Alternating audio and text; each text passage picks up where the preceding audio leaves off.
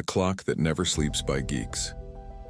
Trucking Jake had been driving trucks long enough to remember the days before electronic logs, when common sense often mattered more than a clock. Back then he could pull over when he felt tired, rest when his body told him to, and roll again when it made sense. Now his entire livelihood was dictated by a glowing screen counting down his hours of service. On this particular run, Jake was hauling heavy machinery across 3 states. The load was good, the pay was fair, but the timing was tight. The receiver wouldn't take him early, and the electronic log gave him no choice but to start driving when it said on duty. It didn't matter that he'd woken up at 3 a.m. wide awake, unable to go back to sleep. By the time the clock said he could roll, the adrenaline was gone and fatigue had crept in.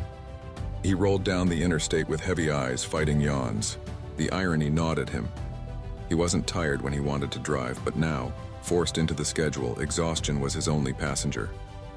He cranked up the radio, opened the window to let in the cold October air, and chewed sunflower seeds just to stay alert. By midday, Jake hit traffic outside a major city. Construction zones slowed him to a crawl. He wanted to pull into a rest area, but the HO's clock ticked mercilessly down. If he stopped now, he'd never make delivery before his hours ran out, and the penalty would be a missed appointment and lost pay. So he pressed on. The stress of racing the clock pushed him harder than the load behind him ever could. Every minute spent idling in traffic, every red light, every slow car in the left lane, it all chipped away at him. He could feel the tension in his shoulders, the weight in his eyes. The truth was simple. The HOS rules didn't care if he was tired or not. They only cared about numbers on a screen. By late afternoon, Jake's body screamed for a break, but with 40 minutes left before his 14-hour clock expired, he pushed through the last stretch of highway. That's when it happened. A sharp drift toward the rumble strip jolted him awake.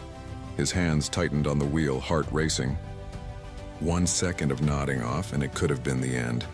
He made the delivery on time, but at a cost. His nerves were shot.